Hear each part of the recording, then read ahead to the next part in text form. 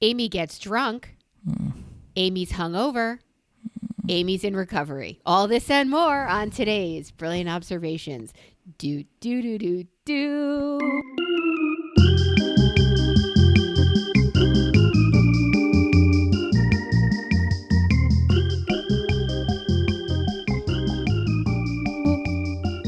Hi, Amy.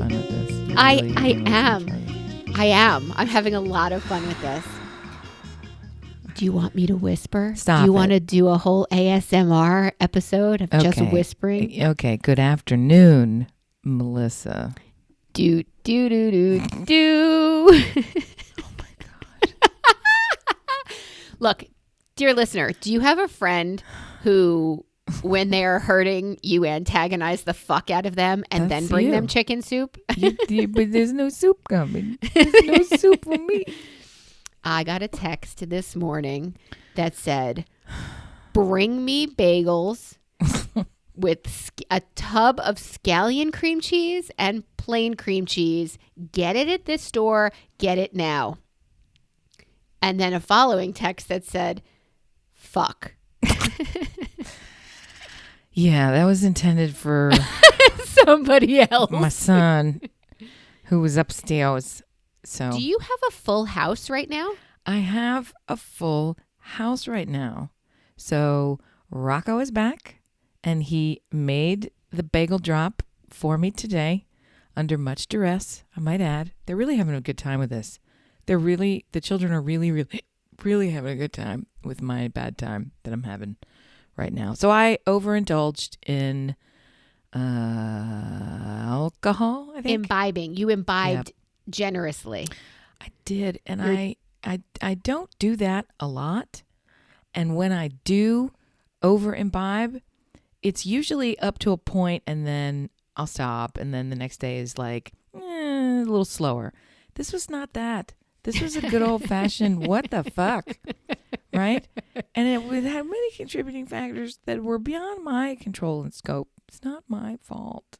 Well, there is proof because I have audio and videos that you did send me. Why do I so frequently tell on myself? I don't understand it. I love it.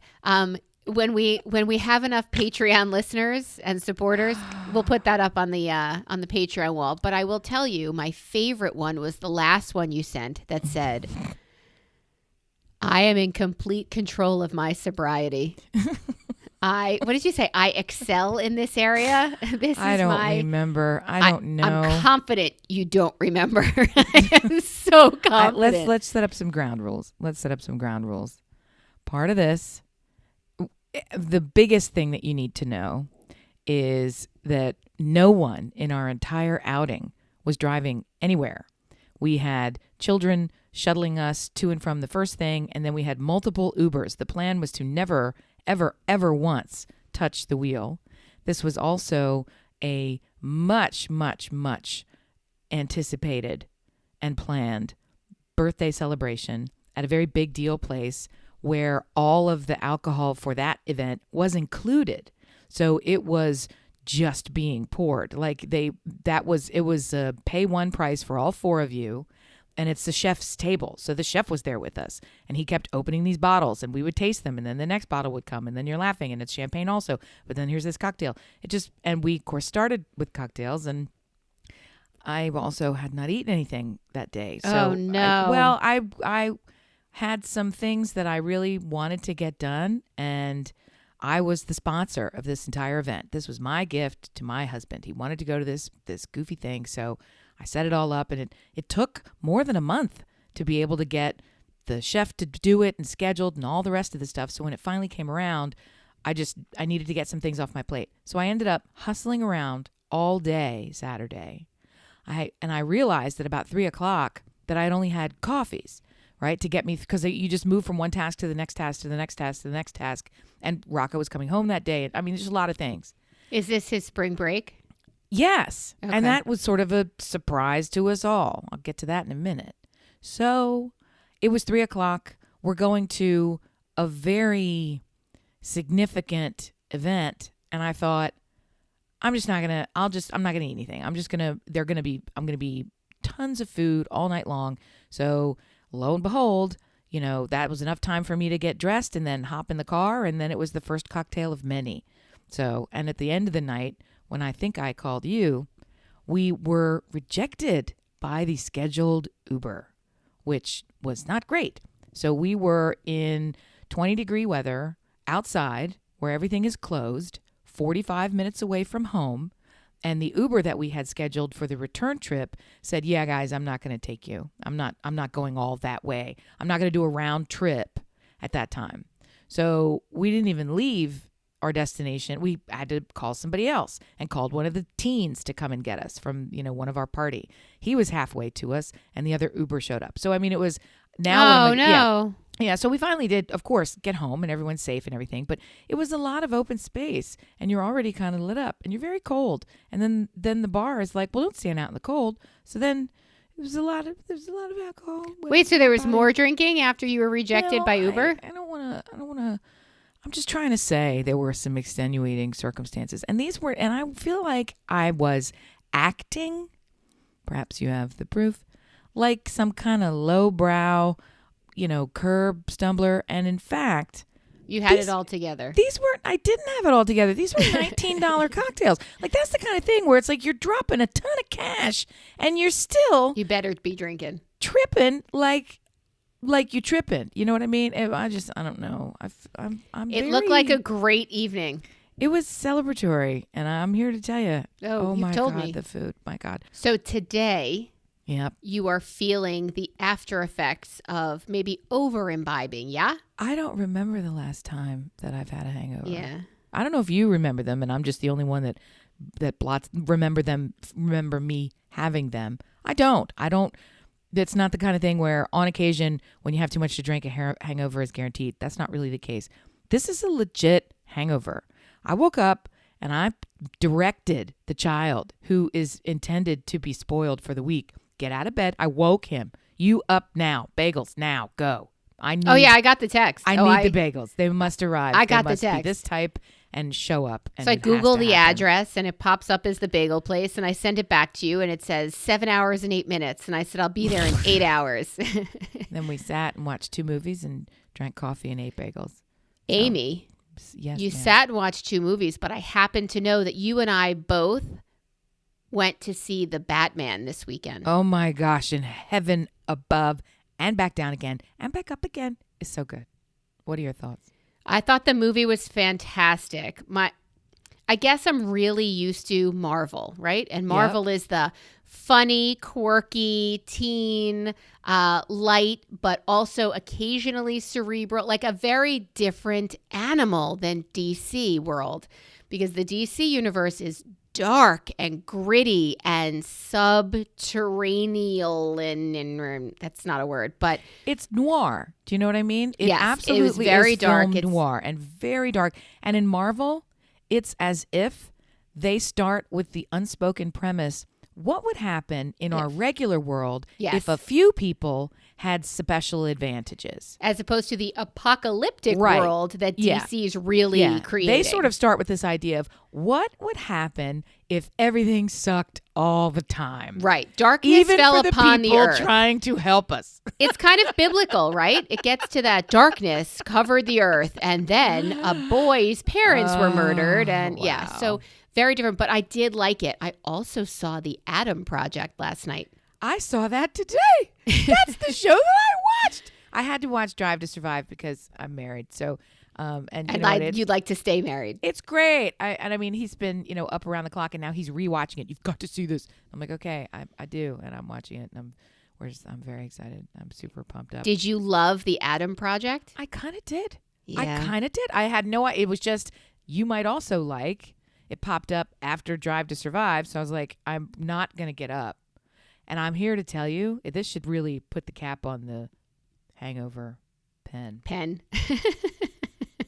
Bottle. Put the cap on the hangover bottle. My eyes hurt too much to play fishdom today. No way. That's the only app you could name last week on your phone. I'm embarrassed, and I'm just going to, what could be more embarrassing than describing how I got painfully drunk as an aged crony woman. You should be able to have this sorted by now. Dear listener, do you still have mornings where you're like, why did I do that last night? I thought I'm old enough to know better than to do this to myself and my body. Or is it really just the way Amy did it when you are throwing an affair where it is just sheer joy and the opportunity is just unpassable? And all of the circumstances were right. I had zero accountability. I had zero cares in the world. I don't have to even think about being in a car with someone who's unsafe or maintaining control of anything myself. That's handled. I had scheduled this long enough in advance. So it's like all this stuff. My tank was empty. So do you know what I mean? I was putting a lot of things in because you feel like, oh, I'm hungry. And it all tasted so good. Someone else was in charge of how much alcohol was getting poured in front of me. It's so funny. funny. I didn't pay attention to it, and I should have. It's so funny. Your proverbial tank and Yes. probably your literal tank. They were probably both empty at the same time. 100% accurate. Well, I had to stop and get gas on the way to go see the back. See? You should absolutely put on your business card, once you scan that QR code, empty tank in it all day long. Empty tanking it. I am empty tanking it. But you know what? I'm repeating. It feels unusual to be this ouchie. I was going to say wrecked. Well, you don't wrecked. normally do this. That's why. Well, and I have a friend who normally does this. Like, no matter what we all, we go out, and if it's been like a really big night, you would expect the next day to be a little bit slow. He's always slow. The next day, it's like you sort of wonder how late in the day it'll be when he's sort of getting up, or he just plows into it and then has a really hard time. If every single time I had a too big drink or even a medium drink, if I felt this way the next day, I would not drink again. I don't drink, and that's I would not. I'll drink with a meal. Like, I'll get myself a nice lemon drop martini to go with like a big meal or whatever. But I don't do that. That's not what I enjoy, for the very reason of the next day. That night, it's delightful. This is my total confusion as to how he can manage his affairs this way, going into it knowing. I mean, there was a guy I used to work with. We would laugh because whenever the happy hour came around, he would crack the top of a beer and say, Ryan will be back tomorrow. And then he would just get plowed. And I mean, that's when you're young and stupid. And to bake in the idea that you're not going to be able to function at a core level the next day, and that's not enough to deter you. I mean, deter you in the sense that maybe think about it and slow down some. It's like, well, nope. 2 drinks in, I don't know that you're thinking very much at all, except about the fact that was delicious. Thank you, sir. May I have another? I mean, this was so many more than 2 drinks. Well, it was. Dear listener, do you think you can outdrink Amy? You can't. Because my money's on her. She has a hollow leg. I would really love to see it. It's nothing to be proud of, but it has been frequently noted that when I am drinking, it takes a lot to get me drunk. That's why it's so surprising when I finally do get drunk. And I think part of that is because I'm a big gal.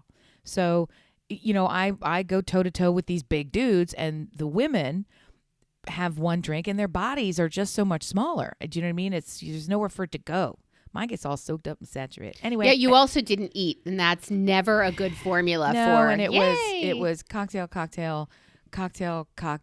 bottle of wine, champagne, bottle of wine, cocktail. That's a lot. Let me see. Liquor before beer. You're fucked up the next day. It doesn't matter because you had them all. You had them all in no particular order. You went back. You're repeating. The phrase that I live by that you're looking for is liquor before beer. You're in the clear. You're not in the clear. Beer and before you had cocktail. Never been sicker. It doesn't matter. I did this to myself, and it's nothing to be proud of, and I'm embarrassed to be talking about it. But the truth of the matter is, it was never the intention. I think that's what's curious, is that it's almost like I do have some people in my life and in my extended life where it's kind of the intention to drink get too plastered. Much. For me, if I'm drinking, it's my intention to be very relaxed, a little buzzy, and loose. And super social. And walking that line into, I think I'm drunk. That I don't ever want to be there. And if I get there, that's a mistake. I've shot past the target, right? I don't like that. And I shot past it really far. I won marathon. I saw. Dear listener, this came about because I texted Amy to say, I'll see you at 9:30. And then her face popped up on my phone and she's like, Sir Officer, I'm not sure I'll be able to make that court date tomorrow at 9:30. Right. I did say I'm not going to make my court date. And Stuart said to me, Melissa, are you her court date? Is that you she's talking about? Oh, yeah, honey, I'm her court date. Jiminy Jesus. I do want to get back. Wait, hang on. I do want to get back to the Batman just for a second because the car chase. Can you talk to me about the car chase? Did that do it for you? Was that the moment when you thought I'm in the right movie? Well, I saw the director get interviewed prior, and he said, "I want people to know that everything wasn't CGI. We blew shit up and drove that car through fire." No. And he said, it was real, and I want everybody to know this was not... It was spectacular. Yeah. It was not just CGI and putting a car in. He said it was it really happened, and we had one shot to do it, and it was spectacular. And it was. Like, that was kind of amazing. It's top 3 car chases of all time, and I'm still when you terrified. watch all those car shows... I'm here to say the very final shot of the movie, it doesn't give anything away. He's just riding on a motorcycle, and it's a close-up of... it's the Batman in the full superhero and garb. Zoe Kravitz. It's just in the very final shot. He's on the motorcycle. It's a close-up of his profile and a little bit of the shoulder, and you can see like the hand on the handlebar of the motorcycle. So it's super tight in, and it's in motion, right? And he starts to speed up, and he kind of sets his jaw as he's doing it. And that shot alone, after the whole movie, that I'm not into this shit at all, after the whole movie, I was transported immediately into sitting in a chair with a comic book in my lap, and I felt that cell of the comic book where they draw the lines for motion. It was as if I was watching the illustration move. It's like, this is it. This is exactly what sprung to life. It was just unbelievable and cinematic.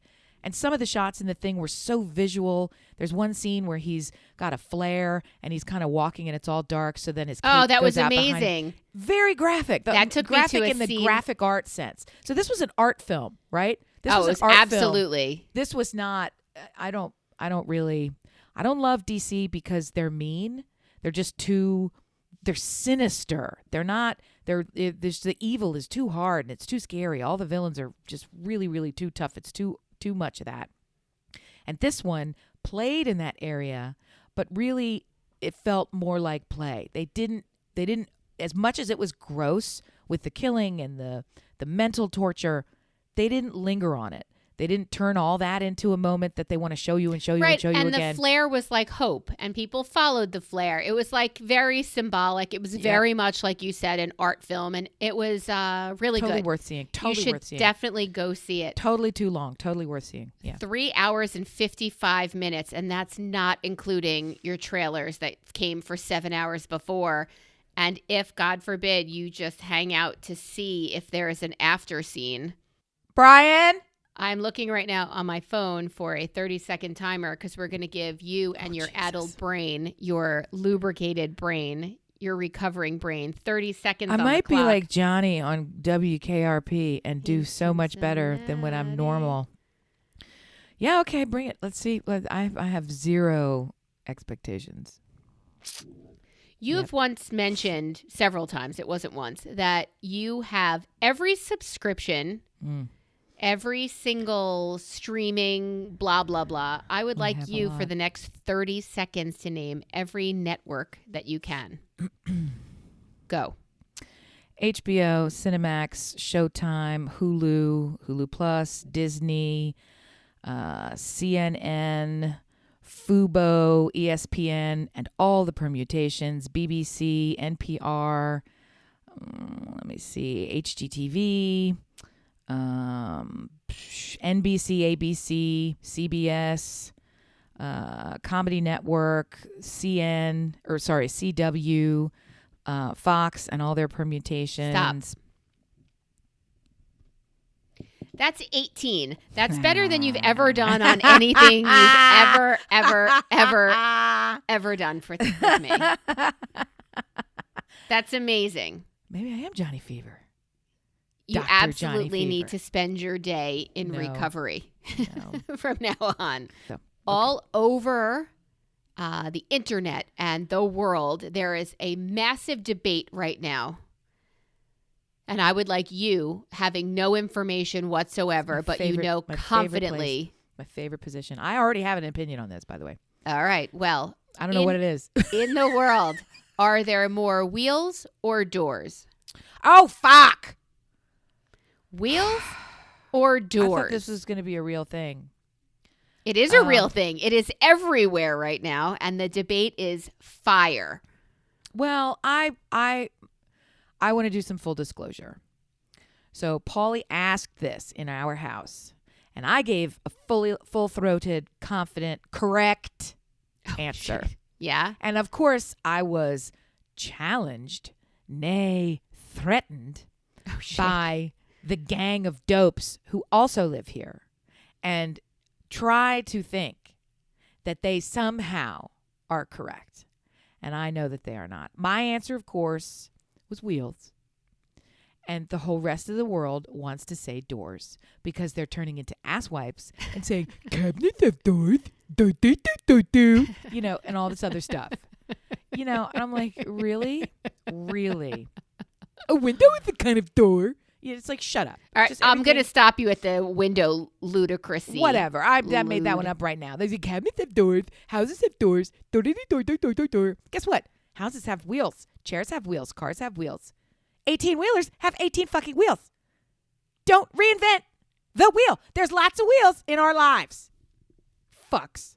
I think the doors is right, but I don't care for them to be right. I want it to be wheels. That makes more sense. I don't know that you'll get closure on this. Dear listener, if you have a thought, opinion, or the next line to my lyric, please find us. Where do you net out? Are you on Team Doors? I'm on Team Doors, yeah. Why? Because it's correct? That's weak.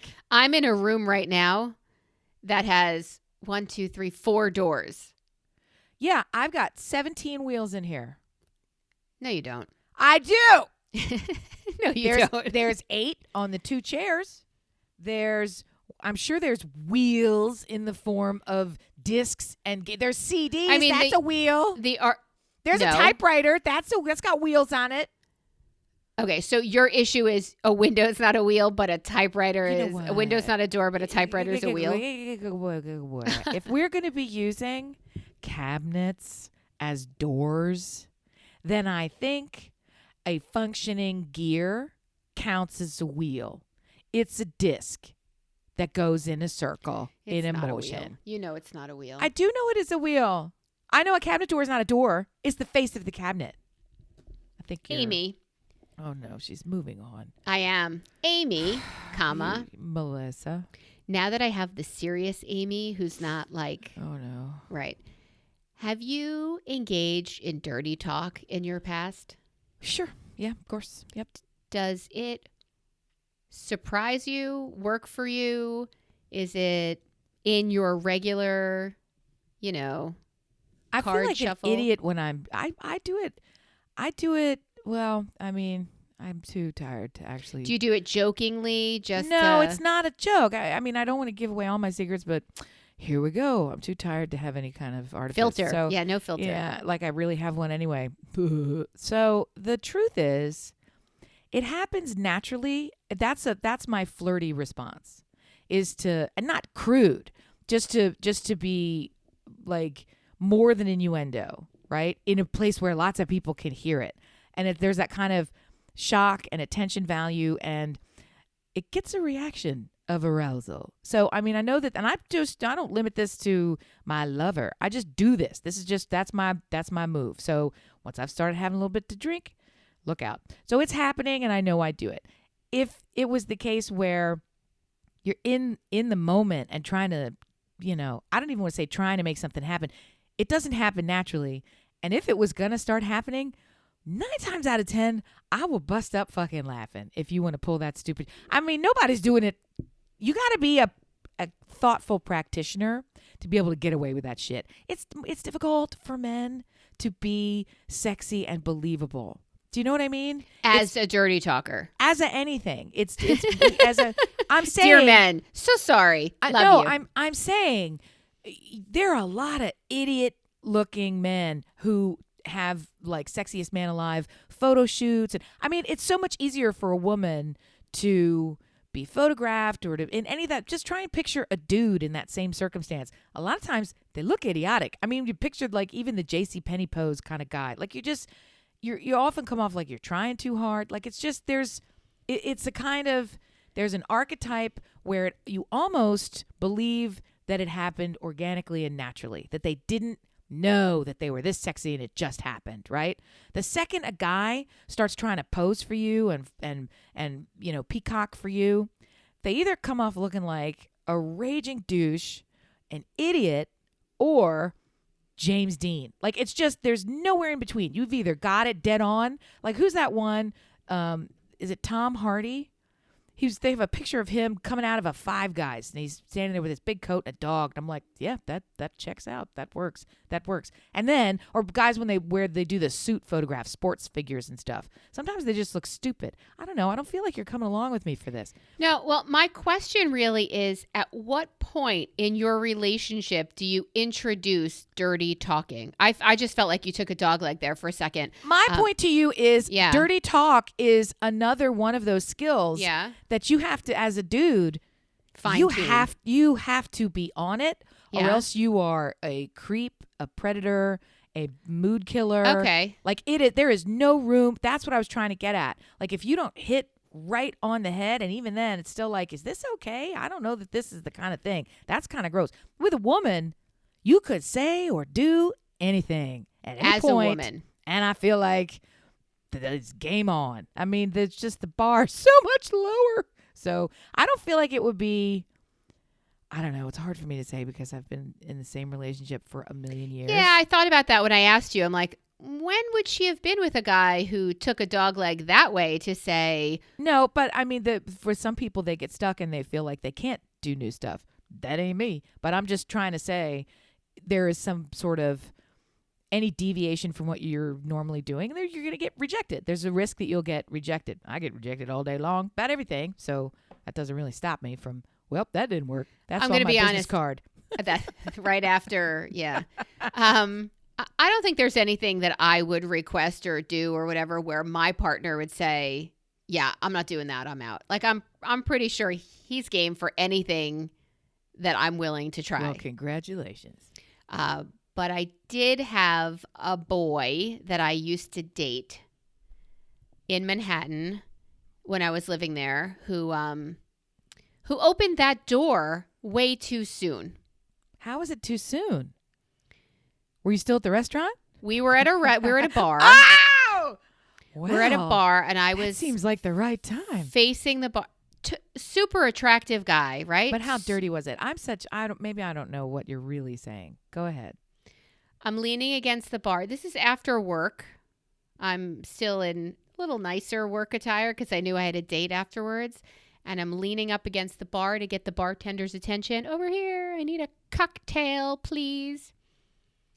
And behind me, with super hot breath down my neck.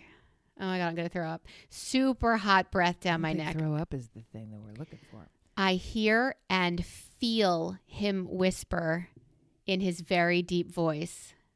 Yes. I'm ew. That's starting to get creepy. Is it good? It's super. I don't know. You tell me. What was it going to say? He leans in and he says,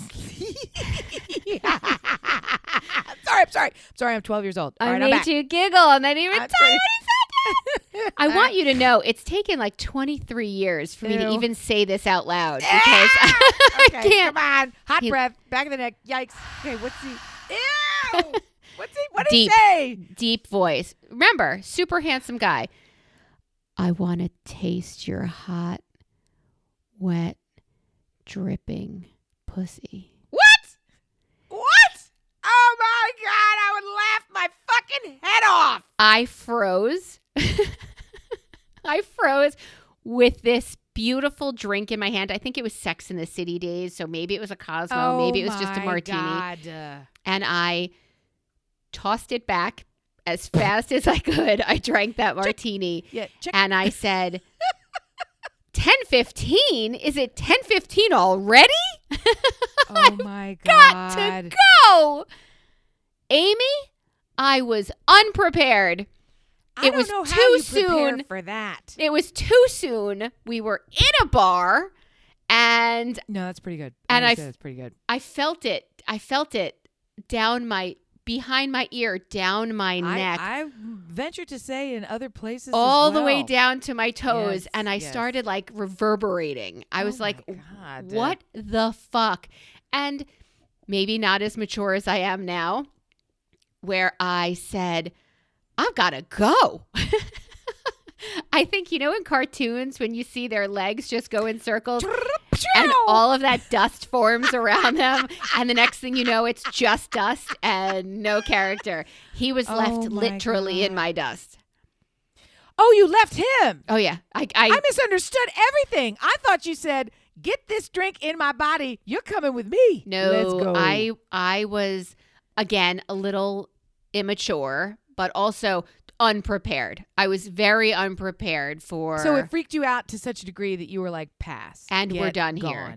Yeah, it was bad. I totally misunderstood what you were saying. Yeah, it was bad. And looking back now, I have answers, I have thoughts, I have comments, I've definitely have matured and experienced more things. I'm definitely better prepared for that. This is not an invitation for my partner to come out with this bullshit, but it took me like 23 years to say that sentence full on right here on mic. Were you creeped out and made afraid by this? Or I mean, I hadn't been seeing him very long. I had, however, decided to sleep over at his place, so I did have a bag with me. Yeah. Until this happened, and I thought, I don't know what to say. I don't think I want you to do that. I don't think is that an offer? Is that a request? Is that what I didn't? There was all of the wheels in my head. Are you counting those as cogs? Yeah, they're doors. Yeah. All the doors in my head closed. All the wheels in my head were still moving. And at the time, I was actually commuting into Manhattan from Long Island. So I raced to my coworker/friend's house. Oh my I went God. right past the security. He's at like 14th. I went right past the security guard. I said, "Hey, Tony." And I walked right in and I started pounding on his door with my bag in tow. And he opens the door and he says, what the fuck? I thought you had a date tonight. I'm like, I can't talk about it. Can I please stay over? Well, nobody says no to a girl with a bag. He has a girlfriend. He's not anything. He's just a friend. He's actually a rabbi now. I crawled into bed, still shaking from the whole experience. And he said, "Oh, no, not until you tell me what the fuck he said. This is too good." And I'm like, well, and it's amazing that somebody can just say something. So confident. I know, but it's like it's amazing that someone, just words, can be such an assault, right? That can be of the senses, that can rattle everything. He was that confident in both himself and our third date and the other dates were really like dinner, get to know you, our parents know each other kind of thing. And that third date was bar, I'm coming home with you, right? Because third date really, things happen. I agree. Okay, I don't sound agree. like it. No, I don't agree. I mean, that's why like should I? No, I don't have. How are you so confident that you're leading with that? And on a third, you don't know what I like. You have not. Yeah, he knows that you got a bag, babe, and so did you. This was the date. The problem is the two of you. No, I don't. You're not a problem. How did that happen? I don't know. I just thought because I'm more seasoned now and prepared for something like that. Like when you and I went to Toronto, I took an elevator up to my room at the end of the night, and there was a super hot guy in the elevator with me. I remember this. Yes. Right. So he made small talk. It's funny because it's the same guy when you and I were going out. I remember. I saw it in the elevator. Right, and you were there. Yeah, I was sleeping with Marnie. And I went. So and I you went were up in to the elevator. I remember. I'm a married woman. Shame on you. But going you know up there, what? You were very kind. It's your story. I know what happens. I want to hear it again. I was prepared for anything because I'm a seasoned married lady, right? I could handle anything he had to say verbally. Sometimes I'm like, I wasn't prepared for that. I can't. But I was shocked by this young gent's comments, right? Well, they're shocking. For sure. I was shocked. And I'm like, I think I just, either at the time I was like, I think I just dried up. I've got nothing for you to taste. Wow. But it wasn't, because I still had the heat running down my neck from his breath and the whole, my head was spinning. The way it was described was really creepy. The head was spinning. The martini that I took down in 2 gulps is now hitting. And I'm like, I got to find my way to Peter's house and now. And I did. And he turned all the lights on. But let's break this down. Okay. Break it down. Ho, ho. This was your 3rd encounter with this person where you were fully planning to have sex. You were in the bed already in your head. It was just a question of, how is this dance going to begin, middle, and end, right? That's it. It wasn't, it was absolutely already decided. I like to think I'm more of a mystery than that, but let's go with your story. He does not know this. You know this because you have made this decision in the form of packing a bag, right? So you've agreed. That means you have a rapport, you have a relationship with him. He's known to your family, right? Right, so he's not a mystery. There's all these levels of safety there, and you're out in public at a bar. So and then he punched me in the face. It's the prelude, right? Right. So romance me, for fuck's sake. Your response to what he did, nothing in any way wrong with it, but it took me off guard because I was expecting you to tell me you had a totally different response. If instead, elevator in Toronto guy, after 2 rides in the elevator, who didn't know you from anything, leaned over and told you what he was going to do to your very active areas. Okay? That's fucking crazy creepy, and that's run me the fuck out. I have a woman waiting for me in my room, and I've got to get back to her right now. That's why I'm here. Get off, get off, get off. Mace, right. Yeah, the elevator is a mace situation. Right. So that whole thing. In this case, so you would get that the fear is baked in. The date guy effectively took his dick out at the bar. Okay?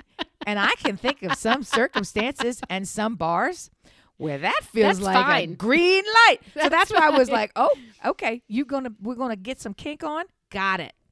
So I don't know if it felt like it was a kink or if it was just level jumping.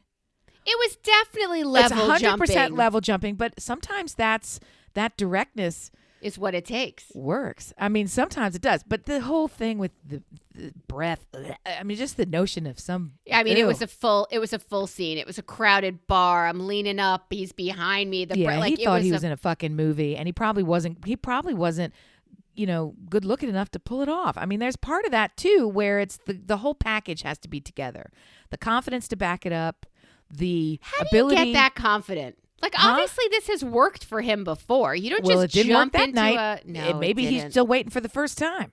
You don't know that it worked for him before. Part of it, you don't know enough in this circumstance if that was some kind of a threshold. Wrong words. A threshold test, right? This is the sort of thing. This is my dance. This is the way that I'm going to approach this. This is what I like. And if already you're like, well, you can go find someone who likes that because it's not me. That reminded me of like 50 Shades where he's like, no, you're not into the things I'm into. And she's like, what are you into? He's like, well, and like the initial, he dove right in. That's not a phrase that I've heard since then. That's not a phrase that I'd ever heard. Before then? I don't know. Yeah, I don't know that I've ever. I've somehow had this idea in my head that you were already seeing this guy, already sleeping with this guy, and he just in public whipped out some language that maybe you guys had been using in the bedroom anyway already. No. So for this to be the very first time, he's going to start describing you in detail and how he now fits into there. No. And what he wants from my detail? I don't know. I don't know what to say. It was a lot. It was wow. And when you're young, as a woman in a city by yourself with a 2 or 3 degree but still relative stranger, that's not fucking safe. And when you don't feel safe, unsafe is not sexy, right? You run to Peter's place. Yeah. Thank you. Thank you. Thank you, Peter, for being there. And turn him to God. Yep. That's what ends up happening. And turned him to God. Yes. Okay. All right. So you don't have suitors or yourself, perhaps. I mean, are you getting out the encyclopedia and or I should say the thesaurus when you're in the sack and, doing all your crazy descriptions? And I don't know. I don't have a lot to say. I talk all the time. It comes time when it's time to shut up. Do you know what I mean? No? Yeah, I mean, I think it's a comment you made on the last podcast or one of the last two where you're like, yeah, foreplay, that's right. Get in, get dirty, get busy, right? So I really feel like after a certain time, like there is a time for the romance. You're out at for me, you could be out at a nice restaurant. It's the theater of makeup beforehand, which is not an everyday thing for me. The clothes, it's theater, it's the costumes, and when you get home, if you didn't eat like a fucking pig, which is kind of my new MO. I'm doing that so often and I don't like it. I think foreplay is fantastic. And it's not limited to the bedroom. And give me some. I like that. No problem. But at the same time, read the room, man. I have an itch that needs to be scratched. Start scratching. Yeah. And there's something to be said for a sprint. Like it doesn't always have to be a marathon. Sometimes. As long as we're both getting to the same place. Yes. Doesn't matter who gets there first, as long as everybody gets there. Yeah, but I gotta say, even watching people in movies trying to do the dirty talk. Yeah, it's the worst. Jesus Lord. It was the worst. That's the thing. It's gotta be pitch perfect or else it's a joke. It's just such a fine line. I don't know. There's some movies where they really, really get it right, and then the majority of them they really get it wrong. And it's like, I'm just going to fast forward from this. This is nonsense. I imagine that's what porn is like. Because I can't watch porn because it's so fucking ridiculous. Did you just say Dear Homework? Dear Hallmark, I want to let you know when I finally get to Hallmark After Dark, I promise you, I will do it right. I'm going to bring on Amy, and she and I will write for you, and we will do it right. You'll have subscribers out your ass. You will not know what to do. It won't be Sex in the City. It will be Sex in the Small Town at Christmas time. Yes. After a Three's Company like conflict and misunderstanding, and no, I said no to the job or the marriage proposal. I'm staying in town. I want to take 10 steps backwards and wind up in my parents' farm. That's exactly what my life was supposed to be. How dare I want more for myself and move to the big city? Let's fuck. Yeah, dear Hallmark, I will write better scenes for you than this. I'm saying, and in this Hallmark After Dark, we can totally write something that has that creepy hot breath moment. And then what happens in an alternate universe where everybody gangs up on hot breath guy and runs him out of town or something. I'm so surprised that you were uncomfortable when he was talking. I'm not the same. I am not the same person now that I was then. And I don't think that I could. I have grown. I have experienced things. I have been in secure relationships which have let me do that. I don't think date 3 is a secure relationship. I don't even know that I wasn't seeing other people or he wasn't. That's fair. And I guess that all comes back to the idea of, do you feel more sexually liberated now than you were then? Do you feel more comfortable being adventurous or trying to? Is it the secure container in which you find yourself that allows that kind of relaxation and adventurousness, or do you just feel that that's how it works when you've gone around on this planet for as many days as we have? I mean, which is it? I'm super secure in my relationship now. So if I was going to ever try anything, it would be exactly where I am, and knowing that if it didn't work out, I'd have to kill him. So, and I know where he sleeps. For me, it's in all cases, the greatest risk is always being my truest, plainest, clearest self with the people who already love me. That's the greatest risk. To go out and express any view whatsoever in front of strangers, something that is deeply held, or something that is a complete con job, like if you're being an actor, that I don't care if it gets rejected. In the same way, it is so much scarier and riskier to say I want this in front of someone who knows, right? Because that opinion in that relationship, I don't know, it's so much more foundational. So when you think of this stranger, offering this risky, dangerous, crazy, level jumping, uncomfortable thing, there's part of you at that time that says, I don't know. What do you think? What do you think about this? But it was done in such a creepy way that none of that factored in, it sounds like. Yeah. So what you just said resonates with me in a very profound way, except for sexually. Because to be known and seen and share I want with those closest to me about anything other than sex, I agree with you. But as far as sexually, if I said to this current partner of mine, I think we know who he is. Yeah. Like I have others, like there's a well, litany. I would hope that he's number one in the list. There's no way. If I said to him, do me a favor, wear this kilt, scream my name, and then bang me from behind. Like if I'm trying to throw in costumes, okay. yelling. I like it. Ginger, you listening? I like it. Yeah. Okay. Ginger. So. Oh yeah, that's right. A little Outlander pod. Let's go. Yeah. Hi, Ginger. If I were to have said any of those things, he is my most comfortable place for that, right? But when it comes to any other topic, right? Okay. Oh, slow your roll. So, okay. So for the Kilt Bang, do you feel any hesitation? That's so the name of this episode, the Kilt Bang. I love it. Do I feel any hesitation? Do you feel any hesitation? Let's say tomorrow you dream up something totally new and different and even feels a little bit strange for you. Do you have any hesitation bringing that to the table? I don't. Or is it just you get out the D-ring binder and say, turn your tab to page 10. This is what's on the menu for tonight. That's how it works. I feel like he would love it. So I feel like, yeah, that's anything's possible with him.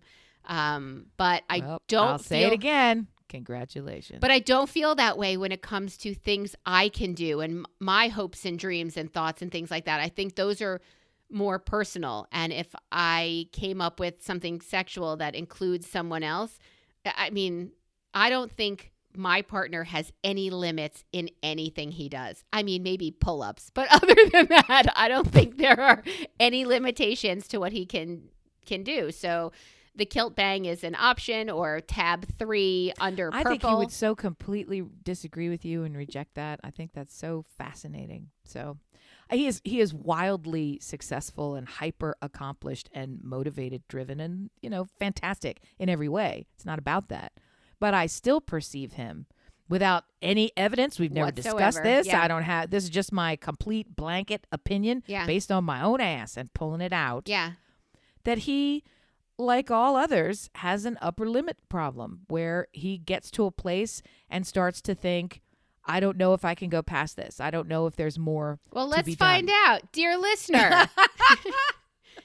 Why, instead of finishing my fucking lyrics on Instagram, Listen Brilliant, Facebook, Brillob Squad, or Brilliant Observations. Your mom, yeah. Do let us know how you would like me to challenge. No, do not. Do not fucking tell me what you'd like me to do. I do not want to hear that. We saw how that worked out. I don't want to hear that. No. I think if it was for my pleasure, he would do anything. I think if I was doing it in the name of his pleasure, he'd be like, I'm good. I think there are times where everything else works just fine. Like, I don't need you to take these foreign objects and use them in any way because I work in an emergency department and I've seen. I was going to say, you guys have circumstances that I think are real contributing factors here. You both are grounded in a faith tradition. You were raised in a faith tradition where sex was a mitzvah, a skill to be learned. It was a bodily function. It was a practice, a habit. It's a part of life. And frankly, it's a joyful, sacred event, right? Let's get it going. Let's include it. That's completely foreign to my whole experience growing up. Don't touch that. That's bad. Well, you'll go to hell. I mean, so not to get into, it's like, so taboo things take on a totally different sexual meaning for folks perhaps who were raised in the faith tradition than I was. I'll also say he is, just calm down, fucking Stuart, when I say this next part. He's a master of the body. He knows exactly how it works. He sees it all day long. He's super familiar with it, it's almost Clinical. boring. Right. It's almost boring. Right. So there is something to be said for ingenuity. Right. It, goes a long way. Surprise! Get the kilt, babe. Yeah. So I mean, I can see how those two, and I mean, completely outside of anything unique to your relationship, just even those two factors, I think are really causal.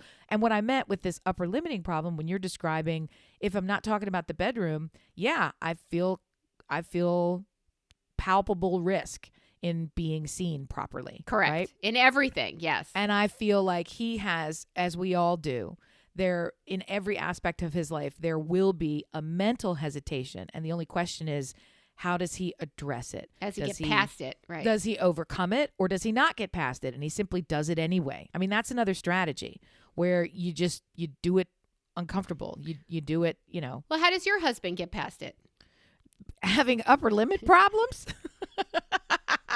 I think, gosh, I don't know. I don't even think of him in that way, as having boundaries that are way too big. He does. I when I look at his business, when I look at the way that he runs his professional affairs, I absolutely know and perceive that there are mindset issues there. He's very successful, and he has had wonderful good fortune that was influenced by his actions and also not influenced by his actions. So he has had great fortune come to him, and he has had great fortune that he has earned and made greater still. And I am here to tell you that there's some next level moves that could be made, and he's not doing it. Part of it is because we're also beaten down by life and massively exhausted, and how much of this self-actualization can you fucking do? But I'm talking about the things like, and I don't like these people, but they just come to mind, Jeff Bezos, right? Beyonce, people who wake up every morning and there is no one doing more than they are doing in their field or in their expertise. Right. And even Madonna, to bring her up from a couple of episodes, she was on TV at some awards ceremony this week talking saying, about women. You know what my greatest strength is? That I'm fucking a cockroach. I mean, she didn't say this, but basically it was, I'm still here. That is my greatest act of reinvention. I did not wither away. I am 60 fucking 2 years old and I am still up on this stage. Come at me, bitch. Bring it. I don't see anybody else up here. Let's go. So to have that kind of front of the pack passion and drive to make it bigger still, because there comes a point when it's big enough. So that's the part that I'm curious about. I'm trying to push myself to actually do anything, but to do something when there's a lot of justification for, this is a pretty nice place to have a seat. So that's when I talk about upper limiting. That's what I'm talking about. Yeah. Anyway. This is a pretty nice place to have a seat. Yeah. While I think about what my upper limits are. And what do you mean 10 years have passed while I'm sitting here? And I still haven't taken that next step. I was comfortable. I was happy. But were you though? Yeah. So it's a little bit of that whole thing. Did you jump the line at the urinal? Oh my God. There has been so much conversation. First of all, this is like all peanuts all day long episode. I am here for it. No, it's the Kilt Bang. Did you know that frogs don't have penises? Well, didn't I dissect a frog? I don't remember. I'm sure I did. Didn't I pin back his chest walls? And super gross. Where was they don't have penises. They don't have them. They spray their magic directly from the nutsack. They just don't have. They don't have a boop boop. And I was stunned to hear this. There's been a lot of talk about penises. Went to a couple of shows, and the line for the men's room, oddly, short as hell, was really long. Nuh-uh. It was. We went to see a stand-up comic who was a little bit strange. One of our group loves this guy and said, "We're going. That's it." There's a lot of Ed Hardy wearing dudes at this thing, and a lot of really drunk people. They started drinking before they got there. This was another night. I love called pre-gaming. Talking about drunks when I'm queen of them. Anyway, when it came time for, hey, let's use the bathroom. Yeah. So one of our friends came back to us and said that line was really long, but I was that guy, and I jumped the line, and I was like, what does this mean? Men's bathroom talk? I don't, and the guys are like, wow. I'm like, I don't even understand what this is. So evidently, the line for the urinal is always long. Yeah. And there are stalls in the men's room Right, for that duty. go unused. Because everybody wants the trough. Right. I'm sorry. And you If close I the have door to if you're sitting and go- shitting. If I have to go, I'll go why anywhere. am I not gonna fucking go? Like, I don't understand. And they're like, this is not what you do. You just wait for the urinal. That's I'm like, stupid. you guys are idiotic. Men So are stupid. He went in there and pantomimed pooping, so that he could then and like did a little delay and then close, like after he had closed the door, so that he somehow, I guess, wouldn't get caught. Like, it's the strangest thing. And then, of course, now I got to do focus groups. So I start talking to all these other people that I know, to see if dozens it's really and a dozens thing. of other people, and 2 among them sit down when they go to pee. That's their normal deal. They sit down. And they're like, why wouldn't I sit down? A lot of dick talk today. Wow. I'm looking at my phone and I'm like, I feel like that's as weird as me telling you I stand up when I pee. Yeah, all women want to do is not have to touch something in a public restroom and to stand and pee. But we can't do that. I mean, I just feel unless like you're gifted. I just feel like anatomically, you don't get to sit. You're supposed to stand. Well, That's it's it. more that you get to stand. Remember that I have to pick my kid up from school? No, you get to pick. No, I'm you get to so- stand up. It's a treat. Why would you? Unless It's a it treat. is- it's a treat to stand up and pee. Unless you did it just to get past that line. I know that I have gender bias. I don't relish this. I know that I do. I get irritated with male dogs that want to go the squat to pee instead of lift your leg. You're supposed to lift your leg. That's the universal dog way to pee. Don't go up and do the lady dog thing when you're a boy dog. I don't know why this is important to me. I but don't it either. is. You lost I me get at the upset. canine. Have you ever seen a male dog pee I've like had a a female male dog? who used to squat until he was probably a year and a half, and then the day he lifted his leg, we cheered, and he was like, "Oh, they liked that." I'm telling you, it's a rite of passage. It's just the natural order. It's Darwinian. Stand the fuck up. I don't understand why you're sitting down. Anyway. What does it mean, dear listener, if you're a man and you sit when you pee? What does that mean? You're lazy? What does that mean? It's you're tired? What does it mean? We don't know. This isn't just logistically. It seems like, first of all, can you even fit? And how does it get down there? And aren't you then touching the toilet seat with your blippy loppy? And then you get the tinkle goes all, it's like a fountain in reverse. That's super gross. The issue in a public restroom is you have to touch your nubbin and make sure it goes in and down enough that, but once you're in and down a public restroom toilet, what are you touching in there? What? You know, people don't choose public restrooms. I mean, this is like last case scenario, the worst case scenario to use this place. And I don't know. I would, if I could stand to do all of my biz nasty, I would. Yeah, I mean, sometimes you just work it out because that's what's going to happen. So in public, I mean, if a man has to pee and poop, fine. Sit down, do your business at home, and then leave. But because your toilets at home are clean. I poop in hopefully. public. I mean, come on, it's got to happen. But I recognize that it's not ideal. Well, I go where I have to go. I don't go. I try to go where I want to go, and then when I have to go, I go. It's not really a choice. So I would like to just recap from today. There are more doors. There's a Kilt Bang. Oh, you got mad at the wheels. I'm sticking on team wheel, but all right. Yeah, I think Okay, go ahead. yours. Go ahead. I mean, go only have if you. fun. And Amy is hungover. That is our recap for today. I'm Dirty coated talk with sweat. I'm so sweaty right now. Dirty just talk sitting is here. something that you can't start at level 8 or 9 when you've never done it before with another person. Are those cheese curls?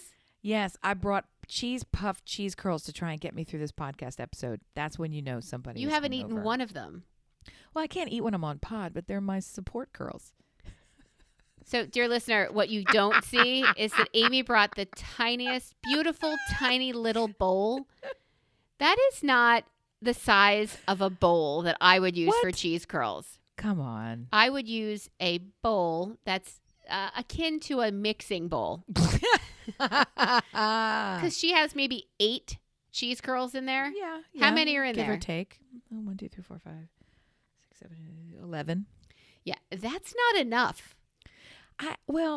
Okay. That would not support me They're as my a support emotional curl. support cheese curls. That's what they're here for. Yeah, I need more emotional support than that because someone once whispered in my ear. Well, my God, and you were so horny about it, like on the microphone. I can't wait to hear what people have to say about this. Hey, people.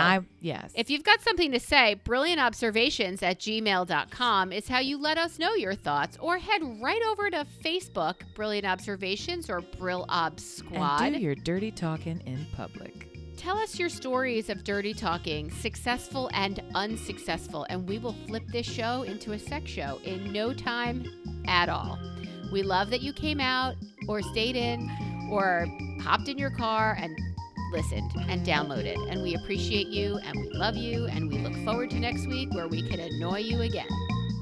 That's all factual. I agree. That's all factual. Thanks for coming out. Love you. Bye. Bye.